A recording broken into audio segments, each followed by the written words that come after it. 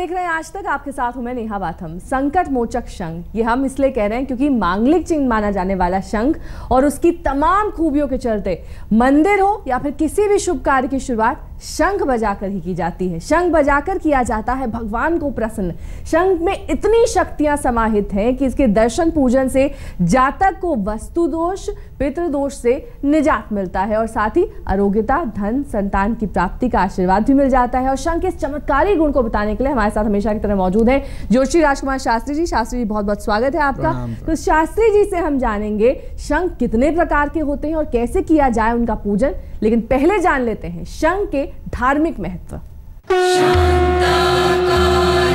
शंख करेगा शत्रुओं का नाश, शंख दिलाएगा धन अपार, बिगड़ी बनाएगा शंख, नौकरी व्यापार में लाभ दिलाएगा शंख, घर में कीजिए हर रोज शंखनाद, हर दुख हर संकट का होगा नाश।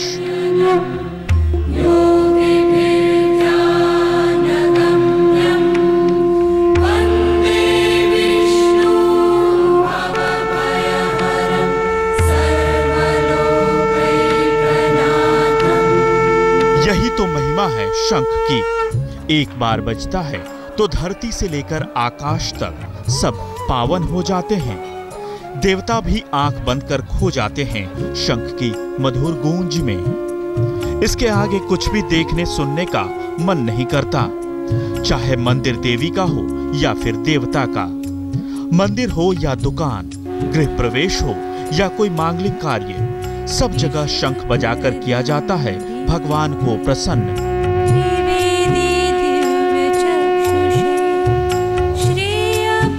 लेकिन इस शंख की महिमा इतनी भर नहीं है, इसके चमत्कार असीम हैं, जिसे एक बार आपने जान लिया तो शंख से दूर नहीं रह पाएंगे आप। शंख समुद्र मंथन से प्राप्त 14 रत्नों में से एक है। माता लक्ष्मी के समान शंख भी सागर से उत्पन्न हुआ है, इसलिए इसे माता लक्ष्मी का भाई भी कहा जाता है।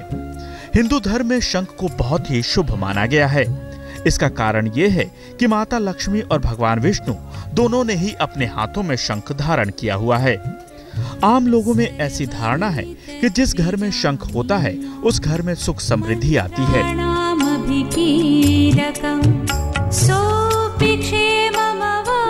शंख का सिर्फ धार्मिक या देवलोक तक ही महत्व नहीं है, बल्कि वास्तु की दृष्टि से भी शंख बेहद महत्वपूर्ण माना गया है।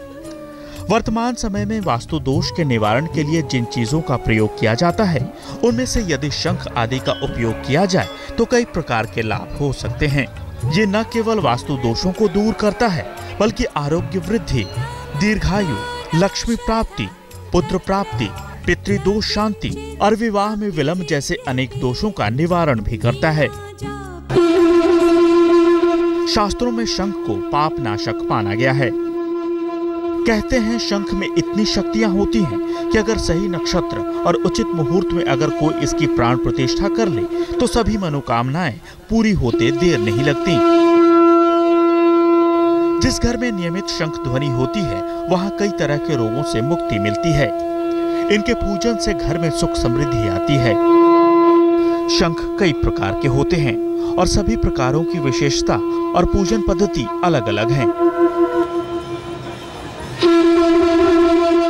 ऐसे में शंख आपकी किन समस्याओं का समाधान कर सकता है और आपकी कौन सी इच्छाएं मात्र शंखनाद करने से पूर्ण हो सकती हैं, ये जानने के लिए बने रहिए हमारे साथ।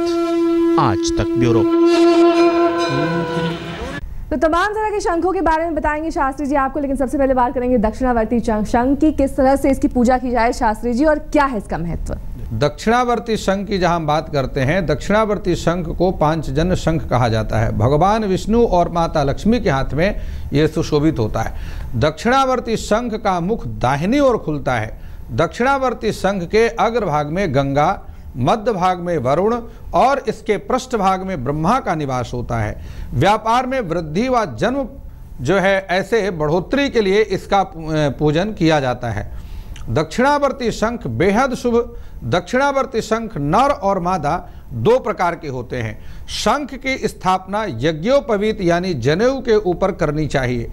केसर युक्त चंदन से पूजा कर घी का अखंड दीपक जलाएं और उसके सामने ऋग्वेद का श्री सूक्तम का पाठ करने से शंख की शक्तियां और बढ़ जाती हैं और अपना फल देना आरंभ कर देता है। जिन जातकों का हाथ दाहिनी हथेली के मध्य में दक्षिणावर्ती शंख की आकृति होती है और उन जातकों को कभी भी पैसों की तंगी नहीं रहती, कभी कभी हाथ में खुजली होना, यह दक्षिणावर्ती शंख की शक्ति का प्रद्योतक है। चलिए अब बात करेंगे मध्यावर्ती शंख की। क्या है इसकी महत्वता और किस तरह से इसकी पूजा अर्चना की जाए? जी, जहाँ मध्यावर्ती शंख की बात करते हैं, मध्यावर्ती शंख को अनंत विजय शंख भी कहते हैं। ये ध्यान रखें, यह शंख बड़ा ही दुर्लभ शंख होता है और मानसरोवर में पाया जाता है। महाभारत में युधिष्ठिर के पास ये मध्यावर्ती शंख था और मध्यावर्ती शंख का मुख हमेशा मध्य में खुलता है। आपको कहीं ऐसा शंख मिलेगा नहीं, मुश्किल से मिलेगा, जो बेहद दुर्लभ है। घर के मंदिर में मध्यावर्ती शंख की स्थापना करने से अष्ट सिद्धियों और नवनिधियों की प्राप्ति होती है, नवनिधियों का वास होता है। कुमकुम, अक्षत, गुलाब के पुष्पों से इस शंख की आराधना करनी चाहिए। और एक मंत्र है जो बड़ा श्रेष्ठ मंत्र है, ओम श्रीं ह्रीं क्लीं ऐं कमलवासिन्यै स्वाहा। इस मंत्र को पुनः एक बार समझ लें, ओम श्रीं ह्रीं क्लीं ऐं कमलवासिन्यै स्वाहा। मंत्र का जाप तुलसी की माला से करना बेहद शुभ होता है। मंत्र के जाप से शंख की शक्तियां बढ़ जाती हैं। घी में सफेद कनेर के पुष्प, कमल के दाने डाल करके हवन करने से फल की प्राप्ति सिद्धि होती है। रात्रि का दूसरा प्रहर पूजा के लिए बेहद उत्तम माना जाता है। जातक की अनामिका उंगली के अंतिम पर्वत में मध्यावर्ती शंख दिखाई देता है। चलिए अब बात करते हैं वामावर्ती शंख की। क्यों इस तरह से इसका नाम पड़ा है, क्या इसकी महत्वता, ये हमारे दर्शकों को बताइए। वामावर्ती शंख हमेशा बाएं हाथ में पकड़ा जाता है और जिसका मुख भी बाईं ओर खुलता है, ये वामावर्ती शंख होता है। वामावर्ती शंख देव स्वरूप माना जाता है। समुद्र मंथन के समय माता लक्ष्मी और 14 रत्नों के साथ इसी शंख की उत्पत्ति हुई। दीपावली, महाशिवरात्रि, होलिका, श्री कृष्ण जन्माष्टमी पर लाल रंग के वस्त्र पर ऐसे शंख की स्थापना करना विशेष लाभकारी होता है। ओम श्री लक्ष्मी नारायणाभ्याम नमः, ये मंत्र है। ओम श्री लक्ष्मी नारायणाभ्याम नमः के साथ भगवान श्री हरि नारायण के विष्णु सहस्त्र नाम का पाठ करना बेहद लाभकारी होता है। घर में पूजा वेदी पर इस शंख की स्थापना बहुत ही शुभ मानी जाती है। वामावर्ती शंख का रंग लाल रंग होता है और जिसमें हमेशा जल भर करके रखा जाता है। इस शंख को कभी भी बिना जल के नहीं रखना चाहिए। चलिए अब अगला शंख जिसकी हम बात करेंगे वो है गणेश शंख। इसके बारे में बताइए। जी, गणेश शंख की स्थापना घर के ब्रह्म स्थान पर करें। जीवन में आ रही समस्त बाधाओं को गणेश शंख से दूर किया जाता है। शंख गणपति की आकृति का होता है और इसमें भगवान गणपति की शक्तियां समाहित होती हैं। पंचामृत से शंख का पूजन कर गणेश अथर्वशीष का पाठ करें और गणेश शंख की स्थापना हरे रंग के वस्त्र पर करना चाहिए। हार की उंगलियों में जिस व्यक्ति की उंगली में 4 शंख के निशान होते हैं वो बेहद शुभ माना जाता है। ऐसे जातक राजनीति के क्षेत्र में ज्यादा सफलता प्राप्त करते हैं और यहां तक कि वो सांसद, विधायक या मंत्री के पदों पर सुशोभित होते हैं। गणेश शंख में जल भरकर अगर गर्भवती स्त्री को सेवन कराया जाए तो उसकी संतान भी उत्तम होती है और उसमें गूंगापन और पीलिया जैसे रोग कभी नहीं प्रवेश करते। और अगला जो शंख है जिसकी हम बात करेंगे वो है अन्नपूर्णा शंख। और जैसा कि नाम से ही पता चलता है, इससे जो घर में खाने की बरकत आती है, इस तरह की तमाम चीजें होती हैं। और सारी महत्व क्या है ये बताइए। जी, अन्नपूर्णा शंख की स्थापना हमेशा घर के रसोई में की जाती है। सभी गृहस्थ लोगों को अन्नपूर्णा शंख का प्रतिदिन पूजन दर्शन करना चाहिए। नवरात्रि, रवि पुष्य योग और गुरु पुष्य योग में अन्नपूर्णा शंख की स्थापना करना बेहद शुभ होता है। लाल गाय का, जिसको हम कपिला गाय कहते हैं, उसका दूध भर करके पूरे घर में अगर छिड़काव किया जाए तो वह समस्त घर के वास्तु दोषों को भी दूर कर देता है। अन्नपूर्णा स्तोत्र का पाठ करने से इस शंख की महाशक्तियां बढ़ जाती हैं और वह अपना फल देना शुरू कर देता है। शास्त्री जी, अगला शंख कामधेनु शंख। जी, कामधेनु की जहां हम बात करते हैं, वाणी की शक्ति को प्रबल करने के लिए कामधेनु शंख का दर्शन पूजन लाभकारी होता है। जितने भी आप ज्योतिषी देखें, धर्म उपदेशक देखें, न्यायाधीश देखें, वकील या अधिवक्ता देखें, ये सभी कामधेनु शंख का पूजन हल्दी, अक्षत, कमल पुष्प आदि से करते हैं। जिन जातकों की उंगलियों में 6 शंख होते हैं वे जातक समाज के मार्गदर्शक होते हैं। कामधेनु शंख देवी के चरणों में या गौशाला में स्थापित करना चाहिए। ऋग्वेद के अनुसार शंख में 33 देवताओं की शक्तियां समाहित होती हैं। जीवन काल के अंत समय में कामधेनु शंख के दर्शन और दान अगर कर दिया जाए तो वह शंख मोक्ष को भी प्रदान करता है। इसकी महत्ता क्या है शास्त्री जी, ये हमारे दर्शकों को बताइए।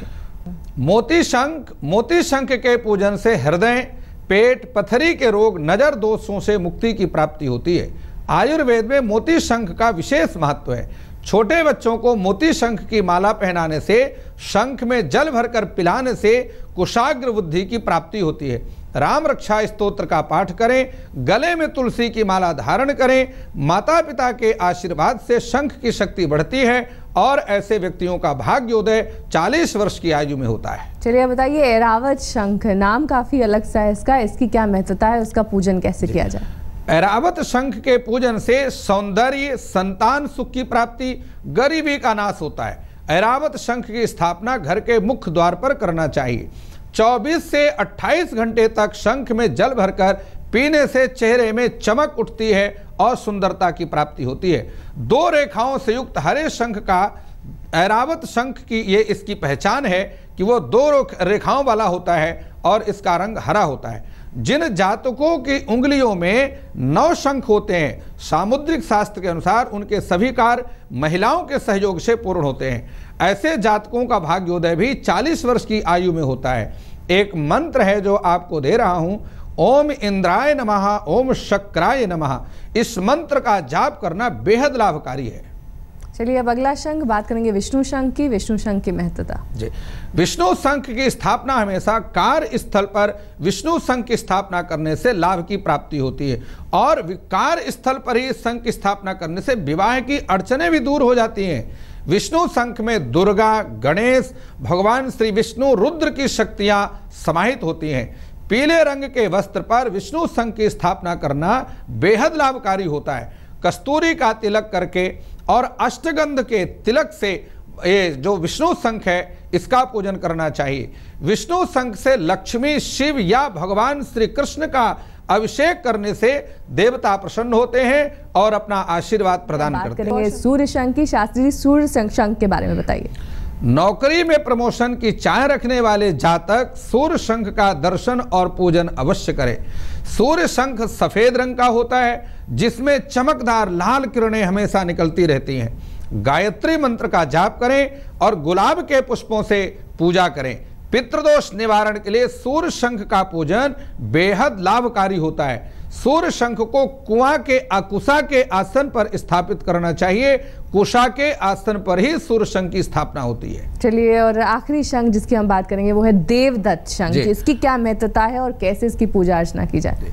गीता में देवदत्तम धनंजयः ऐसा वर्णन है कि यह महाभारत के अनुसार अर्जुन ने देवदत्त शंख को महाभारत के युद्ध में बजाया और उससे संपूर्ण शत्रुओं की शक्ति का हरण कर लिया था। देवदत्त शंख के पूजन से दीर्घायु मिलती है, शत्रुओं पर विजय की प्राप्ति होती है। जिन जातकों के हाथ में देवदत्त शंख का निशान होता है वे ज्यादातर विदेश यात्राएं करते हैं और ऐसे जातक अपने पूरे जीवन में सफलता प्राप्त करते हैं। जल से संबंधित व्यापार में उनको लाभ की प्राप्ति होती है। ओम नमः शिवाय मंत्र का रुद्राक्ष की माला से जाप करने से शंख की शक्तियां बढ़ जाती हैं। देवदत्त शंख में लाल गाय का दूध भर करके दान करना चाहिए, इससे बेहद लाभ की प्राप्ति होती है। तो चलिए शास्त्री जी, आज आपने इतने तरह के शंखों के बारे में बताया, उसकी महत्वता के बारे में जानकारी दी हमारे दर्शकों को। आपका बहुत बहुत शुक्रिया। इसी के साथ हमें दीजिए इजाजत। देश और दुनिया की तमाम खबरों के लिए देखते रहिए आज तक।